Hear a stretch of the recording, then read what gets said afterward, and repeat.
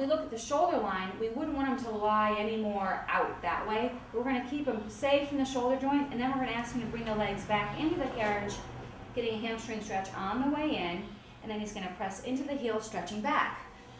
It's the most amazing stretch ever. Good. Every body wants to move. We get further and further away from it as we age because our lives get full. We have relationships, we have jobs, we have children. Our time gets taken away from our physical life. We start there. Like, I teach them that they have more of one place to have their shoulders, that their abdominals relate to their back, that their feet have heels that make their knees stretch. It becomes like ABCs for bodies, and then you see these people get brighter. Well, it's really interesting because when I first started Pilates, I was a spinner, and I said, well, I wanted to get in shape for my wedding, and I wanted to, make sure when I walked down the aisle that my posture was perfect. Mm-hmm. And I did it consistently and really saw differences in my body. And here I'd been spinning for years, and my body wasn't changing. And as soon as I got pregnant, spinning became just too hard for me. And I said, I'm going to really stick to this Pilates. And I have the whole time. And while I do some cardio work, walking, elliptical, easy stuff, this is what's really kept me in shape and kept me together. Held you together.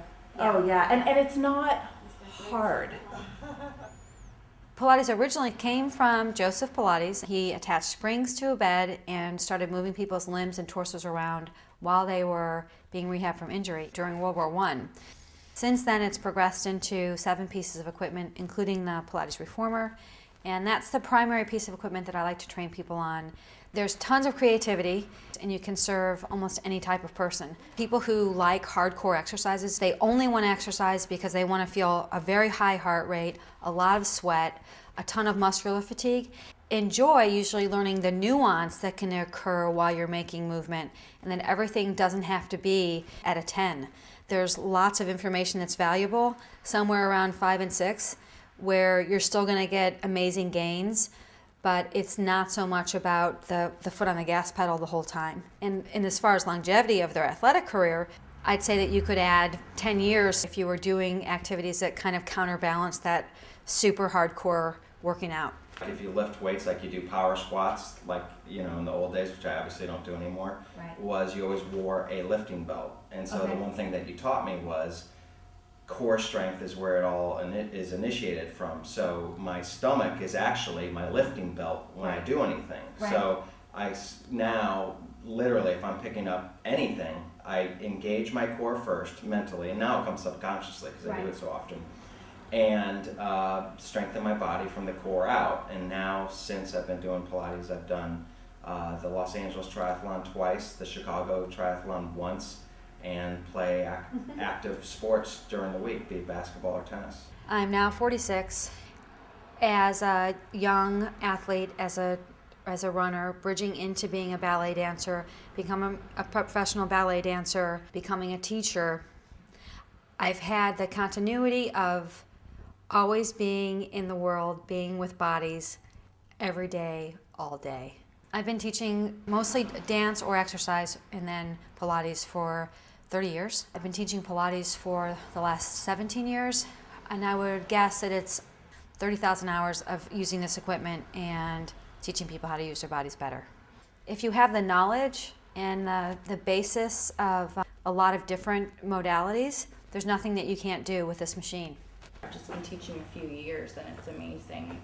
Just the experience, I feel like I'm learning something every day teaching, and I know that it's going to keep evolving for me as a teacher. I can't just walk away okay, now I know how to teach Pilates, and that's just it. I'm just going to, that's why I keep trying to, meet different teachers. There's a huge movement towards certification in the Pilates world, which is great. It's a way to make sure that people have a bottom level of knowledge. But what I'd like for consumers to know, so that you really get the knowledge from an organic standpoint, not from a manual.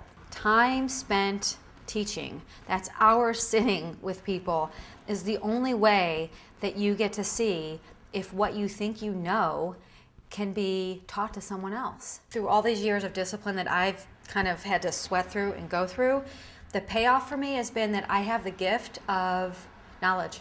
Like, or you can come to me with a body problem and I can figure it out. I want my students to get so much information that they start correcting themselves.